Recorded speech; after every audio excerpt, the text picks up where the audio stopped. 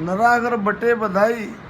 संपूर्ण मानव समाज में खुशी ही खुशी थी, क्योंकि सदगुरु सुखराम जी महाराज के रूप में ये भवतारी संत इस धरातला पर प्रकट हुए। जब उनका कार्य समाप्त हुआ 1873 संवत में, जो हम कार्तिक में संगत करते हैं, वो गुरु महाराज का मोक्ष दिवस पर संगत करते हैं। आज के यूपी के रिचोला में गुरु महाराज ने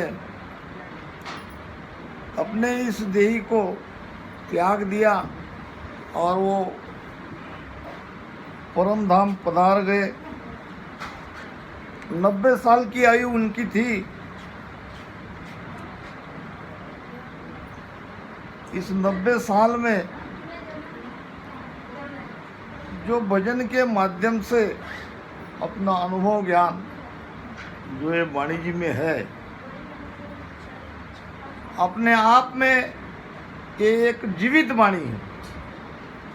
ये एक सदगुरु का कार्य करती है। वाणी को एक साधारण चीज बिल्कुल नहीं समझना है, और हम समझते भी नहीं है। वाणी केवल पूजा के लिए नहीं है। महाराज ने कहा है कि पढ़ियो जस में गुण घणो, जस नाम सहज उपलब्ध होने वाली वस्तु। आज घर घर वाणी जी है। ये सहज उपलब्ध होने वाली वाणी जी आज हमारे भाग्य से सबके यहाँ वाणी जी है। तो महाराज कहते हैं कि इसमें बहुत भारी गुण है। किसके लिए गुण है? जो कर सके कोई, जो वाणी को खोल कर इसका भेद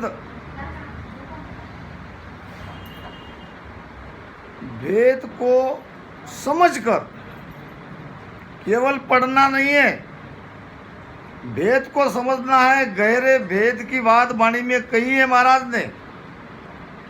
जीते जी उस अमर लोक में कैसे जाया जाता है, वो सत्ता कैसे प्रकट होती है, वो नियंचर क्या है, कुदरत कला क्या है, और कैसे तुम हम उस सत्ता को अपने भीतर में प्रकट करा सकते हैं, ये सारा ज्ञान वाणी में है। इसीलिए तो महाराज ने कहा है कि पढ़नते सुननते सिखनते परम धाम पावनते सही। वाणी को जो कोई पढ़ेगा या जो कोई सुनेगा, पढ़कर सुनो, पढ़कर समझो या सुनकर समझो, सीखना है भेद को, और भेद से भजन करना है, सुमिरन करना है, वो भी प्रेम से। पढ़नते सुननते सिखनते परम धाम पावनते सही। हरकिशन जी उपाध्याय गुरु महाराज के मामेरे भाई थे। हमेशा उनके साथ रहते थे। गुरु महाराज ने वाणी लिखी नहीं है। ये कवि का जोड़ तोड़ वाला मामला नहीं है। ये तो अनुभव खुलने पर अपने आप मुख से वाणी निकलती है, और ये निकली हुई वाणी को लिखने का काम किया था हरकिशन जी उपाध्याय ने, जो गुरु महाराज के साथ रहते थे। बहुत बड़ी कृपा उनकी हुई कि उन्होंने समय रहते इस ज्ञान को वाणी के रूप में आज जो बनी है, इसका सारा श्रेय उनको जाएगा। आगे केवल एक एक पन्ने थे। जब गुरु महाराज धाम पधार गए, 20 साल बाद रणछोड़ दास महाराज जी उनके शिष्य थे। रणछोड़ दास महाराज जी के शिष्य कृपाराम, राघोदास जी महाराज गुरु महाराज के शिष्य थे, उनके शिष्य सुखसारण जी। ये कृपाराम जी और सुखसारण जी दोनों ने इन पन्नों को जो अलग अलग जगह पड़े थे, बिखरे थे, कुछ माता जी के पास थे, ये सबको मिला के इन अलग अलग विषयों को वो साखियाँ लगा के उनको नाम दिया। ये जो हम अलग अलग नाम से आज जानते हैं, उपदेश का अंग, विरह का अंग, राजा विठलराव को संवाद, तात्या को संवाद, ये गुरु महाराज ने कोई नाम लिखा नहीं था।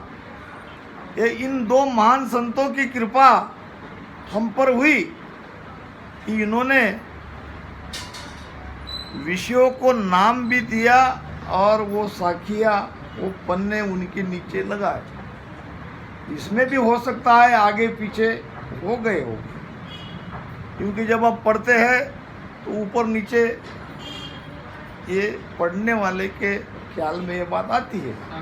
कभी तो बहुत ऊपर की बात महाराज कहते हैं, तो कभी नीचे की बात करते हैं। ध्यान समाधि में आती है, आत्मसार में भी आती है। ये हो सकता है कि ऐसा जब साखियाँ जोड़ी गई तब आगे पीछे हो सकती है। दूसरी बात, कबीर साहब के जैसा वाणी में कोई संचर नहीं है। कबीर साहब के हयात में 12 पंथ आ गए, जीवित काल आ गया, कहने लगा कि मैं अभी तुम्हारे ज्ञान को पूरी तरह से मैं मेरे काबू में लेता हूँ। जब तक कबीर साहब रहे तब तक काल का कुछ नहीं चला। कबीर साहब के जाते ही काल का मतलब क्या है? काल का मतलब एक ही ज्ञान को भिन्न भिन्न तरीके से समझना।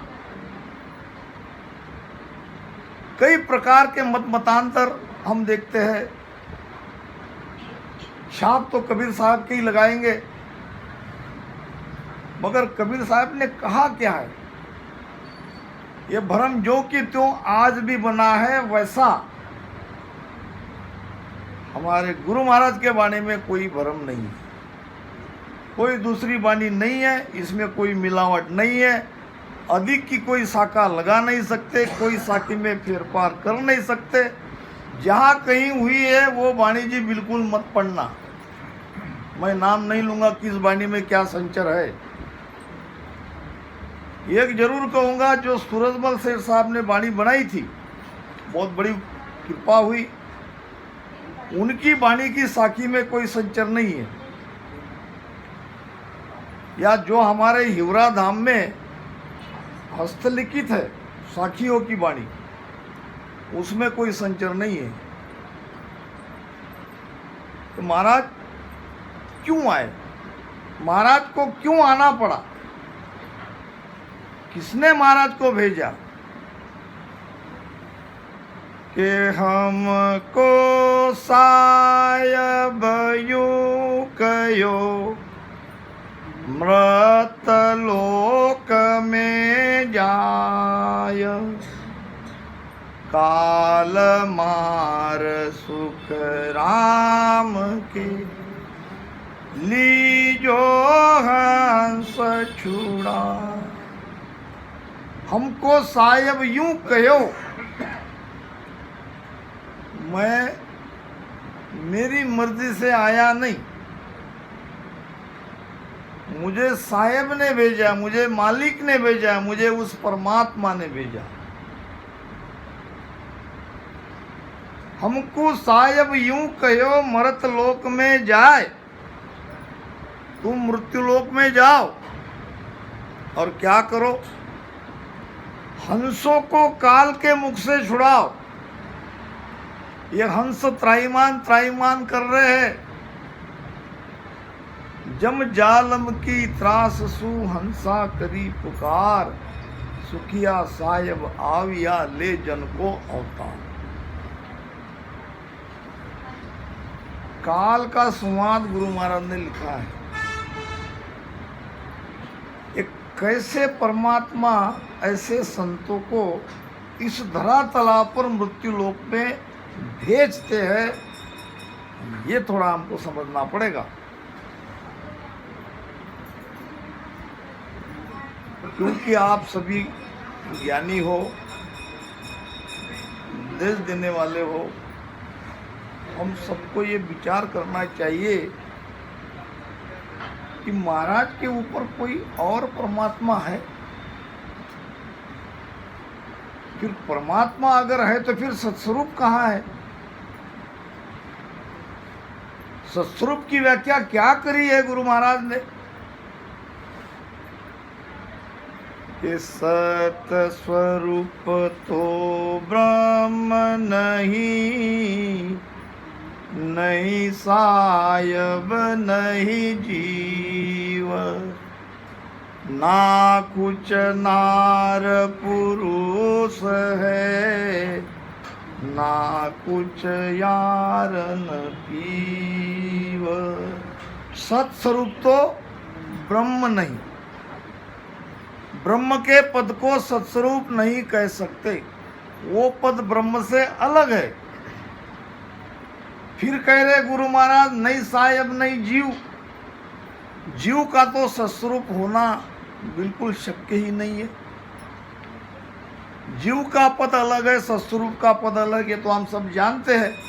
क्योंकि हम जीव भाव में हैं और सत्स्वरूप आनंद पद में जाना चाहते हैं, तो जीव का पद सत्स्वरूप हो ही नहीं सकता। फिर कहते हैं कि साहेब भी नहीं है, वो ब्रह्म नहीं, वो साहेब नहीं, वो जीव नहीं, फिर क्या है? ना कुछ नार पुरुष है, ना कुछ यारन पीयू। सत्स्वरूप पद में स्त्री पुरुष का कोई भेद नहीं है। न वहां कोई यार है, न वहां कोई पीयू यानी पति है। साधना की स्थिति में हमारी आत्मा अपने पति परमात्मा को मिलने के लिए जाती है। ये स्थिति में पति पत्नी का भेद है, यार पीयू का भेद है, नार पुरुष का भेद है। साधना करते हैं तब तक जैसे जैसे हमारी ध्यान की स्थिति बढ़ती जाती है, वैसे ये सारा भेद मिटते जाता है। क्या बचता है? वहां दो नहीं है, वहां एक है। दो में से एक मिटता है और वो मिटने वाला है ये जीव। हमारी मृत्यु होगी, हम मिटेंगे, तब परमात्मा को पाएंगे। परमात्मा को पाएंगे क्या? उसमें समा जाएंगे। सत्य स्वरूप जो चीज इसो पद अमर विचारा। कैसा है सत्स्वरूप? वो अमर है। और सुख राम कहे आनंद है, नहीं धीणो नहीं धीव। क्या है वहां? आनंद है। वहां आनंद ही आनंद है। ये कौन सा आनंद है? क्या अभी इस मृत्युलोक में हम उस आनंद को अभी उपलब्ध नहीं हुए? गुरु महाराज कहते कि बिल्कुल नहीं हुए। या तो हम दुख को जानते हैं या सुख को जानते हैं, अभी आनंद मिला नहीं है। आनंद प्राप्ति के लिए ही हम इस धारा में आए हैं। जब उस देश में जाएंगे, जब हमारी स्थिति सत्स्वरूप आनंद पद की होगी, तो वहां आनंद ही रहेगा। फिर क्या हमारी मृत्यु नहीं होगी? बहुत लोग पूछते हैं कि तुम इतनी ऊंची भक्ति करने वाली भी मरते हो और हम भी मरते हैं, फिर अमर कहाँ हुए? अब उनको कहना पड़ता है कि एक साधारण जीव की मृत्यु बड़ा दुख देके जाती है, बड़ी पीड़ा देके जाती है। मृत्यु का उसे एहसास होता है, वो जीव शरीर से बाहर निकलना नहीं चाहता है, मगर श्वासा समाप्त होने के कारण उसको बाहर निकलना पड़ता है। तो मृत्यु की स्थिति बहुत भयावह है। वही एक हमारा सत्स्वरूप का ध्यानी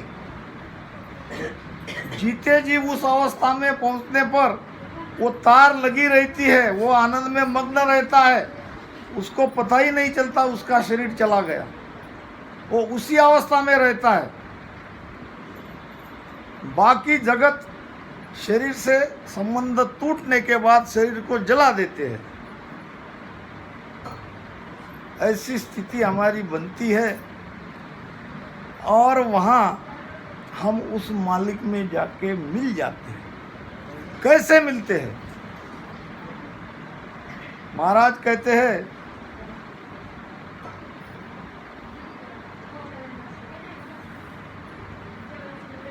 कि राम नाम का सुमिरन हमें कहाँ से कहाँ ले जाता है।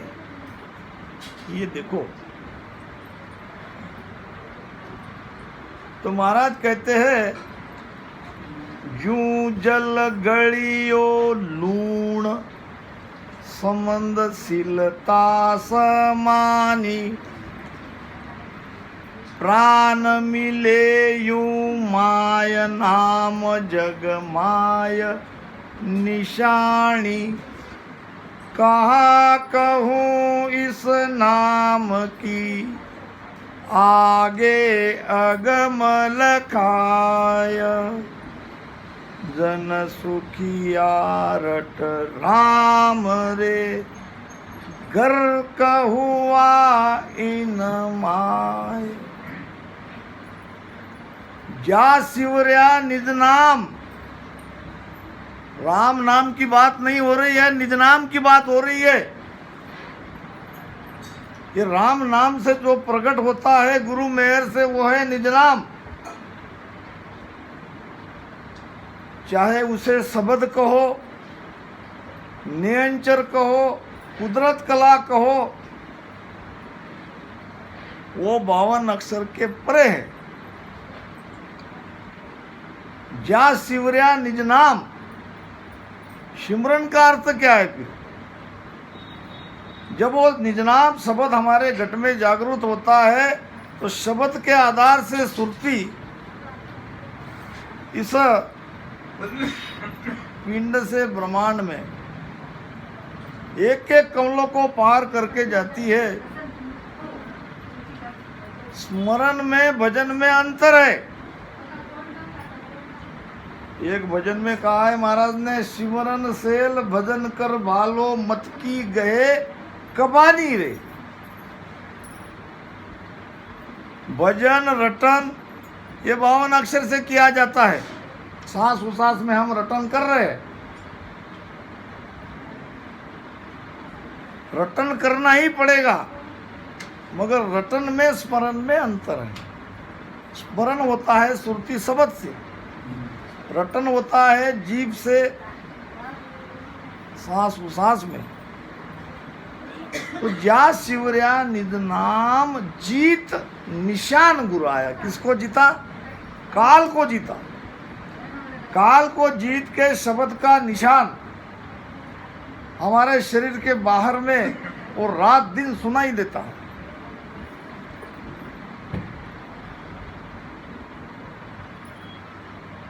हम सभी कहते हैं, सोचते भी है, हमारा सोचना भी स्वाभाविक है। हमेशा सत्संग में ये बात निकलती है कि नए जीव इस धारा में नहीं आ रहे। उसके लिए क्या उपाय करना चाहिए? उसके लिए महाराज ने उपाय बता दिया है। नए जीव जगेंगे, हम सबको एक टीम वर्क बन के काम करना पड़ेगा। कि राग द्वेष तारी मारी मिटाना पड़ेगा, और एक ही सत्ता गुरु महाराज के, हमारी कोई सत्ता नहीं है। हम तो केवल उनके चाकर हैं, उनके दास हैं। जब तक हम सब मिलके ये सत्ता का लाभ उन जीवों तक नहीं पहुंचाएंगे, वो जीव कैसे आ सकता है? और वहां पहुंचाने के लिए कुछ हमारे पास सामग्री भी चाहिए। क्या चाहिए हमारे पास? देखो महाराज ने क्या कहा कि अनभे उर संग फौज अरत आवद कहूँ भाया, चर्चा घुरे निशान तोपदिष्टांग दिराया, ज्ञान भेद अमराव राग सिंधु जस गावे, मत फौजा में सूर जोर समशेर चलावे, ये फौजा जिन पास है जासु जुटे न कोय, सब ज्ञानी सुख राम कहे, कर धर सन्मुख होय। देखो गुरु महाराज क्या कह रहे हैं, क्या चाहिए हमारे पास, कैसी तैयारी करके हमको निकलना पड़ेगा।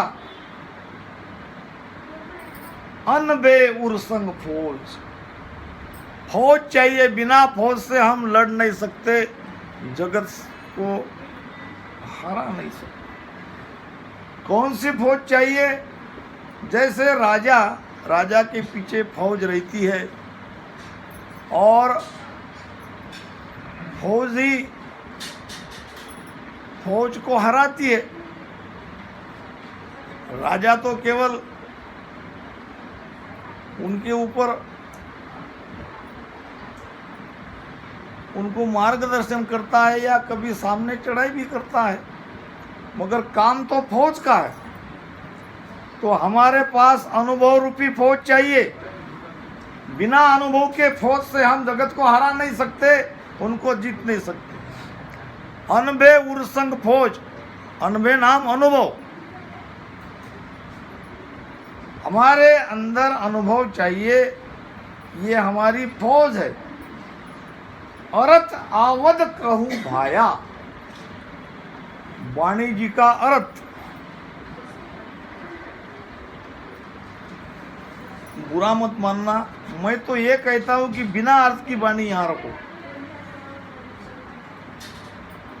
क्योंकि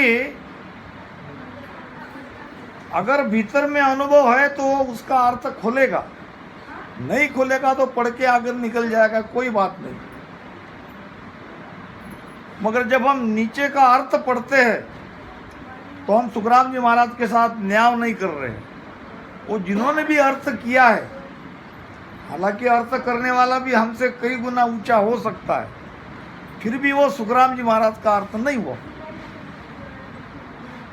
अर्थ आवद कहूँ भाया, आप अगर अर्थ करने में सक्षम हो गए, आपके पास अगर अनुभव रूपी फौज है, आपको कोई हरा नहीं सकता। दो बातें बहुत महत्वपूर्ण है। एक तो स्वयं का वजन का अनुभव, शास्त्रों में भी बात आती है, वेदों में भी बात आती है कि ज्ञानी कैसा चाहिए। श्रोत्रिय ब्रह्मनिष्ठम, शास्त्रों का ज्ञाता भी चाहिए और ब्रह्म में निष्ठा पक्की चाहिए। शास्त्रों का ज्ञाता कम हुआ तो भी चलेगा, मगर भीतर का अनुभव पक्का चाहिए। ये दो चीज लेके अगर हम रणांग में जाएंगे, दूसरे से मुकाबला करेंगे, तीन लोग के ज्ञानियों के साथ ज्ञान चर्चा करेंगे, अगर ये चीज हमारे पास है तो निश्चित उनको हम इस धारा में ला सकते हैं। हजारों 500 2-2 हजार 4-4 हजार शिष्य लेके बैठे हैं। अगर ऐसे एक एक गुरु अगर इस धारा में आ गए तो बेचारे उनके शिष्य भी आ जाएंगे। और क्या चाहिए? चर्चा गुरे निशान। जब चर्चा के लिए यहाँ बैठते हैं तो वो चर्चा अनुभव के आधार से चाहिए। पढ़ा हुआ पढ़ा पढ़ाया कि क्या कहते तोते का जैसा ज्ञान नहीं चाहिए। चर्चा गुरे निशान तोप दृष्टांग दिराया। तोप चाहिए लड़ने वाले के लिए, जैसे हथियार चाहिए वैसे बाहर से वार को बचाने के लिए ढाल चाहिए, तोप चाहिए। ये दृष्टांग जो है ये तोप है। हमारे गुरुदेव संत मोहनदास जी महाराज साख साख पे दृष्टांत देते थे। दृष्टांत क्यों देते थे? ये दृष्टांत तोप का काम करती है। जो चीज समझाने से नहीं समझती वो दृष्टांत से बड़ी सहजता से वो समझ में आ जाती है। चर्चा गुरे निशान तोप दृष्टांग दिराया। ज्ञान भेद अमराव। भेद का ज्ञान चाहिए। कहाँ तक हम उपदेश चेतावनी पर गाड़ी चलाएंगे? क्या इतना ही कहा है महाराज ने? उपदेश चेतावनी तो आगे का पढ़ो मत। कब पढ़ेंगे, कब समझेंगे? अगर हमारी स्थिति त्रिकुटी 10वें द्वार में है, हम बंकनाल को खोल लिए है, तो क्यों ना हमारी डिमांड आगे के ज्ञान की रहती है? ये मुझे समझ में नहीं आता। क्यों हम ऊपर ऊपर का ज्ञान सुनने के आदी है? हमारे अंदर से तो वो चाहना निकलनी चाहिए कि अभी ये ज्ञान। चर्चा गुरे निशान तोप दृष्टांग दिराया। ज्ञान भेद अमराव। ये ज्ञान का भेद ये कोई छोटा मोटा नहीं है। जिसके पास भेद का ज्ञान है, जो इस ज्ञान का भेद दे सकते हैं, हमारे भ्रम को दूर कर सकते हैं, वो अमराव के जैसा है, वो राजा के जैसा है। राग सिंधु जस गावे। जब राग गाते हैं तो जैसा राग गाया गया है आगे से उसी राग में गाना चाहिए और सुरवीरता के साथ गाना चाहिए। राग में गुण उतरता है। बुरा मत मानना। देख के राग हरदस गाओगे और बिना देख के गाओगे, दोनों में जमीन आसमान का अंतर है। जो हम सामने रख के गाते हैं उसमें शूरवीरता नहीं आती है, और जो बिना देख के हम गाते हैं उस भाव से गाते हैं, वो गाने में शूरवीरता आती है, सुनने वाले को आनंद आता है। राग सिंधु जस गावे। कहते हैं कि कोई एक राजा का हाथी कीचड़ में फंस गया। अब इतने विशाल प्राणी को निकाले तो कैसे निकाले? अब था तो राजा का हाथी, वो भी युद्ध में काम आने वाला हाथी था, वो कोई मामूली हाथी नहीं था। सारे सिपाही कोशिश कर कर के थक गए, हाथी को निकाल नहीं पा रहे थे। सेनापति को संदेश भिजवाया, सेनापति आए। सेनापति ने कहा कि हमारे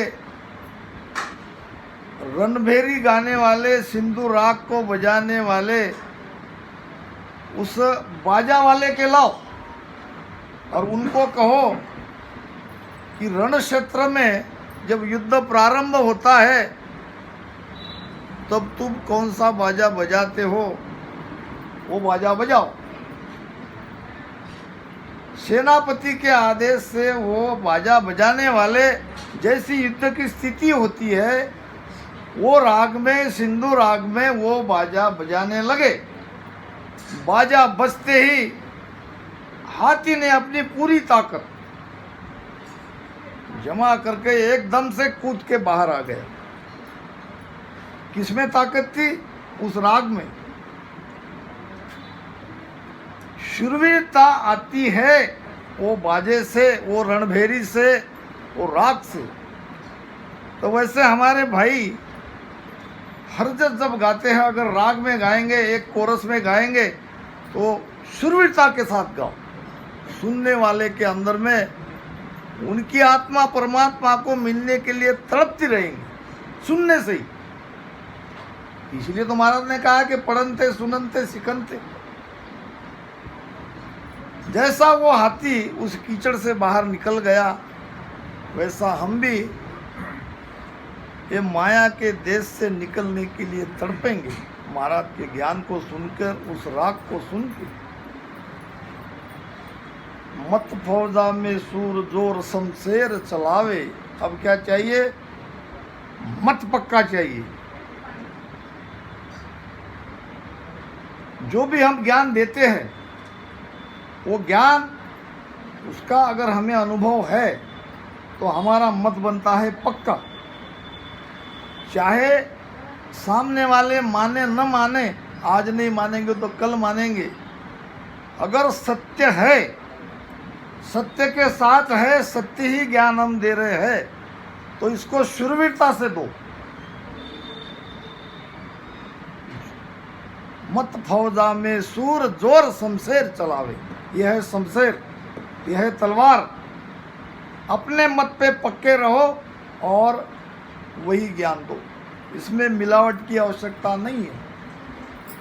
इधर उधर का ज्ञान इसमें भेल करने की कोई आवश्यकता नहीं है। बड़ा सीधा ज्ञान है। ये फौजा जिन पास है, जासू जुटे न कोई।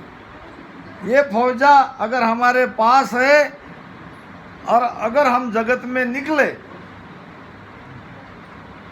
तो हमको कोई हरा नहीं सकते। हमको मतलब हमारे महाराज के ज्ञान को, महाराज के ज्ञान को नहीं हरा सकते। हमको चाहे हरा दे। सब ज्ञानी सुखराम कहे करधर सन्मुख। सभी संसार के ज्ञानी हाथ जोड़ के गुरु महाराज के ज्ञान के सन्मुख हो सकते हैं।